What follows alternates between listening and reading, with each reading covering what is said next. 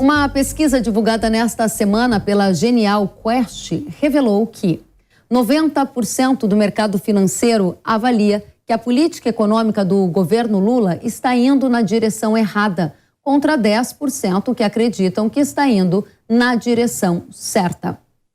A pesquisa também indicou que 86% avaliam o governo Lula como negativo, 12% como regular e apenas 2% como positivo. Em comparação com a pesquisa realizada em março, houve uma ligeira redução da avaliação como ruim e um aumento da avaliação como regular.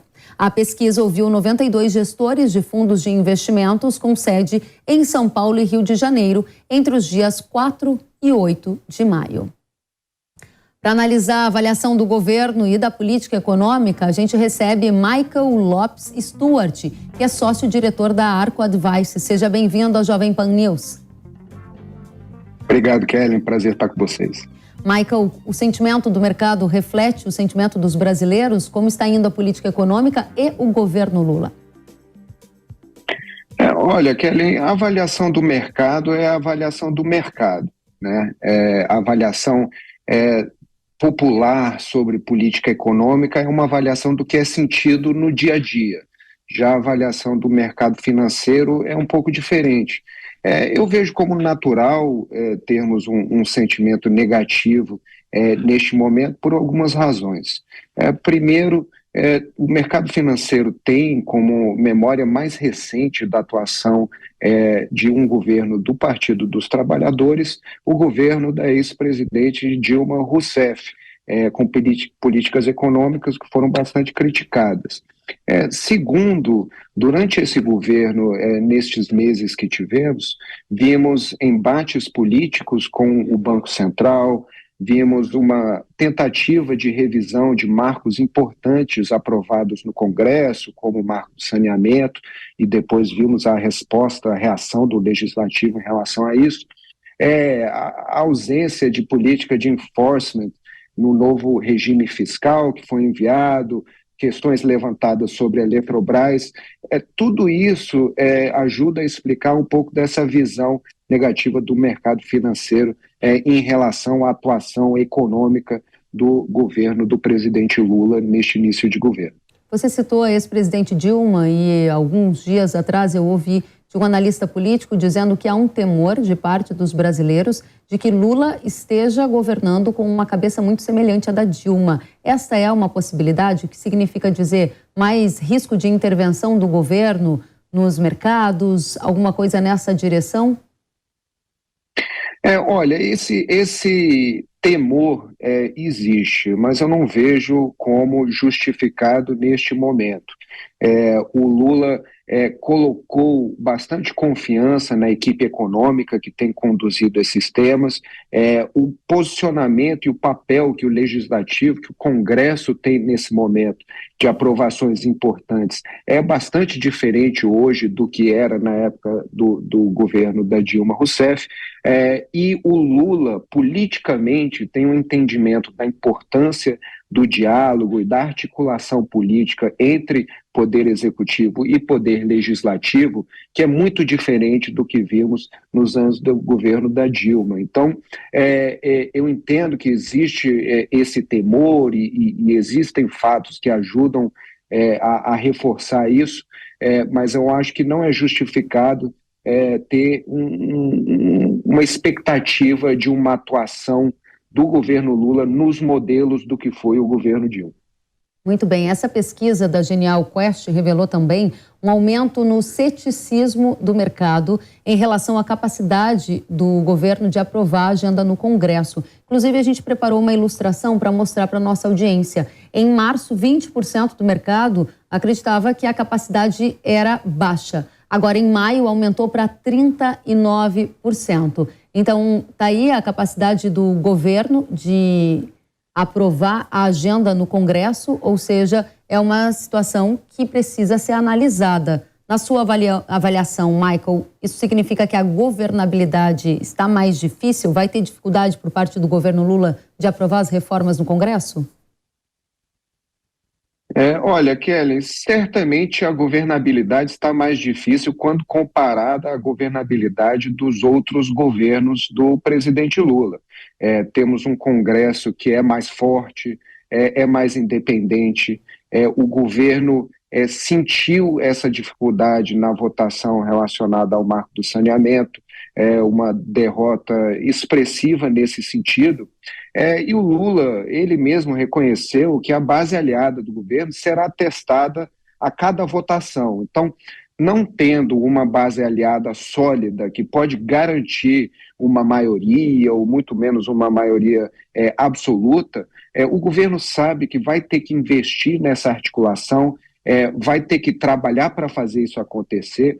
A liberação de emendas ajuda, mas não resolve esse problema. Então, o Congresso tem articulado novos recados para o governo, isso acontece diariamente, e no final das contas, o que eu acho, Kellen, é que cresce a pressão para que o Lula participe mais ativamente dessa articulação política.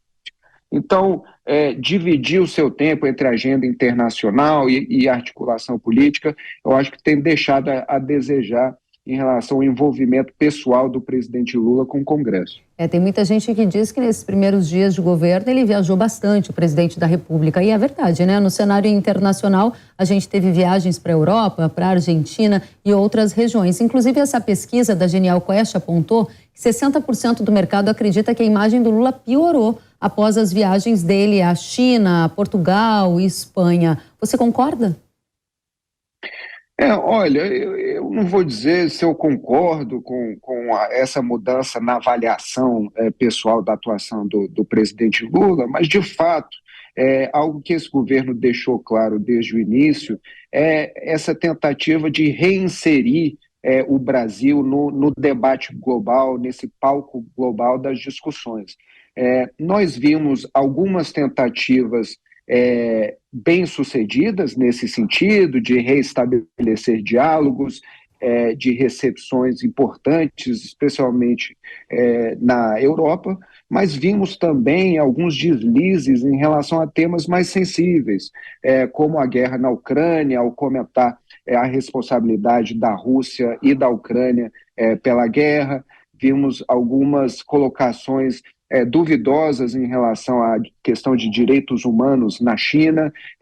Esses são países e regiões que têm um impacto, como você bem sabe, muito forte para o setor do agro brasileiro. E existe um temor de que o Lula esteja, talvez, em descompasso com a narrativa ou as conversas globais em relação a esses temas. Então, existe essa vontade do governo de se reinserir nas discussões globais. Eu vejo isso como importante, porque o Brasil é um líder regional, é uma economia forte global, então esse é um movimento importante e necessário, mas será necessário fazer um ajuste, especialmente nas mensagens que são passadas para mercados internacionais, para investidores estrangeiros. Muito bem, esse ajuste nas mensagens é um ponto interessante para a gente analisar o acordo Mercosul-União Europeia. O Lula tem defendido que essa é uma prioridade para o governo, mas o ministro das Relações Exteriores, Mauro Vieira, afirmou que o governo agora reavalia o acordo comercial entre o Mercosul e a União Europeia. Isso porque ele disse que esse tratado possui algumas brechas e que o Brasil poderia ser retaliado pelos europeus se deixasse de cumprir alguma meta de proteção ou conservação ambiental. O ministro ainda afirmou que os termos apresentados pela União Europeia podem trazer prejuízos enormes, nas palavras dele, e classificou o documento do acordo como extremamente duro e difícil. Essa era uma prioridade para o governo Lula, não será mais? Olha, Kellen, eu acho que é prioridade sim. O governo deixou claro que essa expansão ou atuação maior com o Mercosul é uma prioridade. Agora, com uma mudança de governo, é natural que ocorra uma reavaliação do trabalho que vem sido feito. Porque é importante lembrar que temos o trabalho que é feito no âmbito da macropolítica, da política global ali, e o que acontece que é feito pelos técnicos do governo, do Itamaraty, do Ministério da Agricultura. Então, o que sempre ocorre com uma mudança de governo é uma reavaliação do trabalho que foi feito. Eu não acho que concluir a partir dessa reavaliação que o Mercosul deixa de ser prioridade, não acho que isso se justifica. Agora, o que temos visto é que o Brasil fez sim uma repriorização dos organismos multilaterais aos quais vai se dedicar, e vemos um foco muito maior no BRICS, por exemplo, que inclui países como Rússia e China, importantes reuniões bilaterais anuais no âmbito desses encontros, e talvez um foco menor em questões como da OCDE, por exemplo.